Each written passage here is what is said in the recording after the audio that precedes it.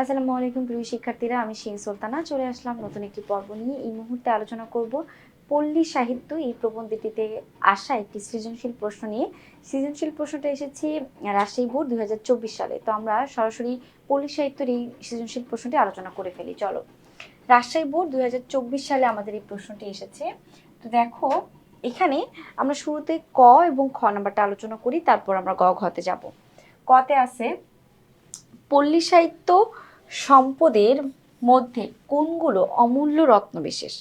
কি বলেছে? পল্লী সাহিত্য সম্পদের মধ্যে কোনগুলো খুবই অমূল্য রত্নবিশেষ। এখানে হচ্ছে আমাদের ক নাম্বার প্রশ্ন, পল্লী সাহিত্য সম্পদের মধ্যে পল্লী গানগুলো একেবারে অমূল্য রত্নবিশেষ। যেমন ওই যে জারি গানগুলা, ভাটিয়ালি গানগুলা, তারপরে হচ্ছে মারফতি গানগুলা, এই গানগুলো হচ্ছে অমূল্য রত্নবিশেষ।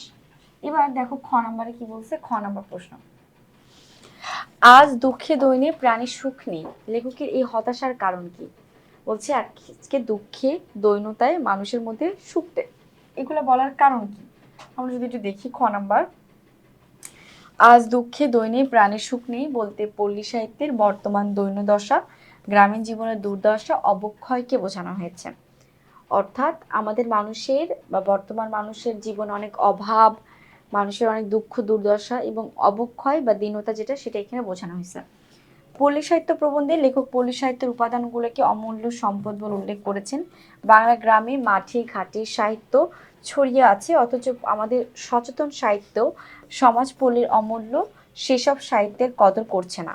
নব্য শহুরে সাহিত্যের প্রতি তারা বেশি অনুরাগী হয়ে উঠেছে। যেভাবে শহরের জীবনে উন্নতি হচ্ছে, গ্রামে সেভাবে হচ্ছে না। যেখানে গ্রাম মানে শহরে যেভাবে আমাদের উন্নত হচ্ছে, গ্রামে সেভাবে উন্নত হচ্ছে না। নব্য শহরে মানে নতুন শহরে সাহিত্যের প্রতি তারা বেশি অনুরাগী হয়ে উঠছে। যেভাবে শহরের জীবনে উন্নতি হচ্ছে, গ্রামে সেভাবে হচ্ছে না। সেখানে অভাব অনটন লেগেই আছে, মানে গ্রামের মানুষের মধ্যে দুঃখ দুর্দশা অভাব লেগেই আছে। আমাদের মনে সুখের পরশ নাই।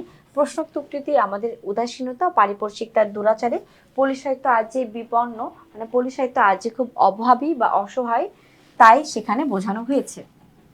এবার আমরা আলোচনা করব হচ্ছে আমাদের উদ্দীপক নিয়ে, উদ্দীপকের গ এবং ঘ নিয়ে। তো আমরা উদ্দীপকের প্রশ্নটা একটু দেখো। গ নম্বর প্রশ্ন বলেছে, উদ্দীপকের অধ্যাপক ডক্টর মনজুর রশিদের কাজের মাধ্যমে পল্লী সাহিত্য প্রবন্ধে যে দিকটি প্রকাশ পেয়েছে। ডক্টর মনজুরের কাজের মাধ্যমে কি প্রকাশ পেয়েছে সেটা জানতে চাচ্ছে। আর ঘতে হচ্ছে, উদ্দীপকের অধ্যাপক ডক্টর মনজুর রশিদ যেন ডক্টর মোহাম্মদ শহীদুল্লাহর কাঙ্ক্ষিত স্বেচ্ছাসেবক, দলের স্বার্থ কি প্রতিনিধি হিসেবে বিশ্লেষণ করো। আচ্ছা, তাহলে আমরা উদ্দীপকটি একটু পড়ি, তাহলে বিস্তারিত আলোচনা করতে পারবো। দেখো এখানে উদ্দীপকে কি আছে। অধ্যাপক ডক্টর মঞ্জুর রশিদের গবেষণার বিষয় ছিল নাট্য সাহিত্য। তিনি নাটক সাহিত্য নিয়ে গবেষণা করেন, এটা হচ্ছে মঞ্জুর রশিদের কাজ। নাটকের প্রতি তার ভীষণ আগ্রহ, নাটক লেখেন, নাট্যরূপ দেন, আবার মঞ্চায়নের ব্যবস্থাও করেন। নিজ জেলা কুষ্টিয়ার বিভিন্ন লোককবির পালাগান ও কাহিনী সংগ্রহের কাজে তিনি হাত দেন। একবার পদ্মা গড়াই নদীর তীরবর্তী এলাকার দুজন লোককবির লোকগাথা সংগ্রহ করে নাট্যরূপ দেন এবং নিজেই পরিচালনা ও নির্দেশনা দিয়ে সেগুলো দেশ বিদেশে মঞ্চায়ন ও প্রচারের ব্যবস্থা করেন। তো এখন আমাদের বলেছে মঞ্জুর রহমানের বা মঞ্জুর রশিদের সঙ্গে পল্লী সাহিত্যের কোন দিকে সাদৃশ্য আছে, এটা হচ্ছে গ নাম্বার প্রশ্ন। তো গ নাম্বারটা আমরা মিলাই বা পড়ি। আচ্ছা, গ নাম্বার প্রশ্ন বলেছে এটাই, উদ্দীপকের অধ্যাপক ডক্টর মঞ্জুর রশিদের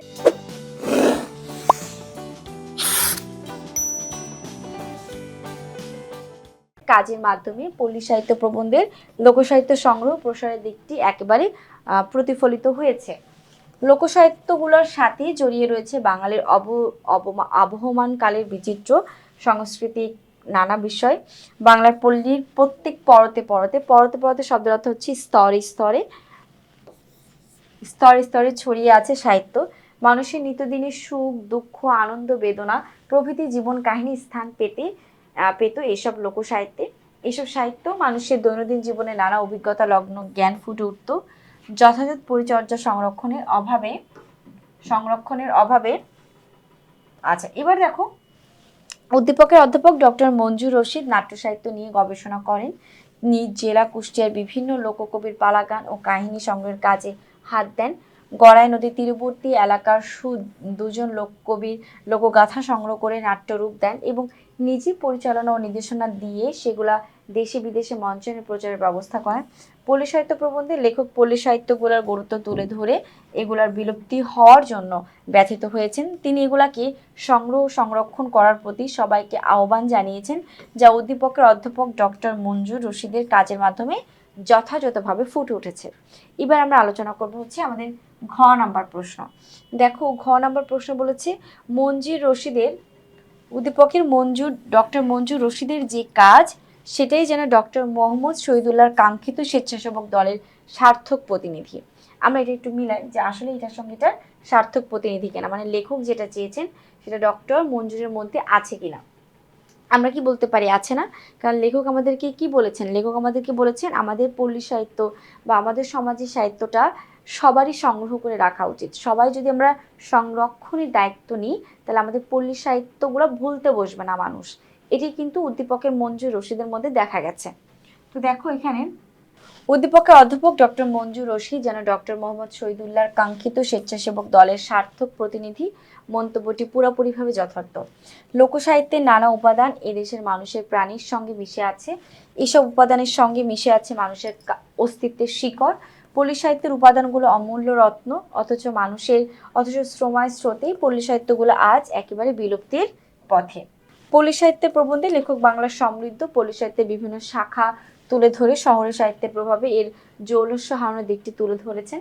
এক বিরাট পল্লী সাহিত্য বাংলায় ছিল, মানে একটা সময় পল্লী সাহিত্য বিপুল পরিমাণে একটা দায়িত্ব নিয়ে আমাদের সমাজে ছিল, কিন্তু কঙ্কাল হয়ে থাকলেও সময়ের ও রুচির পরিবর্তন এই সাহিত্য ধ্বংসের পথে দাঁড়িয়েছে। মোহাম্মদ শহীদুল্লাহ পল্লী সাহিত্যের গুরুত্ব উল্লেখ করে এগুলা সংগ্রহ, প্রচার ও প্রসারের জন্য তিনি গবেষক ও আগ্রহী সাহিত্যিকদের আহ্বান জানিয়েছেন, যারা স্বেচ্ছাসেবক হিসেবে বাংলার গ্রামে গঞ্জে পল্লী গ্রামে বিভিন্ন জায়গায় ছড়িয়ে থাকা এই পল্লী সাহিত্যকে সংগ্রহ করে প্রচার ও প্রসার ঘটাবেন। এটা হচ্ছে লেখকের দায়িত্ব। এবার দেখো, উদ্দীপকের অধ্যাপক ডক্টর মঞ্জুর রশিদ নিজ জেলা কুষ্টিয়ার বিভিন্ন লোককবির পালাগান ও কাহিনী সংগ্রহ কাজে লেগে পড়েন। লোকগাথা সংগ্রহ করে তিনি নিজেই সেগুলোকে দেশে বিদেশে মঞ্চায়নের প্রচারের কাজ করে থাকেন বা করেছেন। তাই বলা যায় উদ্দীপকের অধ্যাপক ডক্টর মঞ্জুর রশিদ যেন ডক্টর মোহাম্মদ শহীদুল্লাহ কাঙ্ক্ষিত স্বেচ্ছাসেবক দলের সার্থক হিসেবে মন্তব্যটি যথার্থ। মানে আমরা এখন আলোচনা করলাম রাজশাহী বোর্ড 2024 সালে আসা একটি প্রশ্ন, সেখানে মঞ্জুর রশিদ যে কাজগুলো করেছেন সেই কাজগুলো আমাদের ডক্টর মোহাম্মদ শহীদুল্লাহরই একান্ত পরিচর্যা বা ইচ্ছা। তো আশা করি বুঝতে পেরেছো। আজকে এই পর্যন্তই, পরবর্তী পর্ব নিয়ে খুব দ্রুতই হাজির হব। সে পর্যন্ত সকলে ভালো থেকো, সুস্থ থেকো। আল্লাহ হাফিজ, আসসালামু আলাইকুম।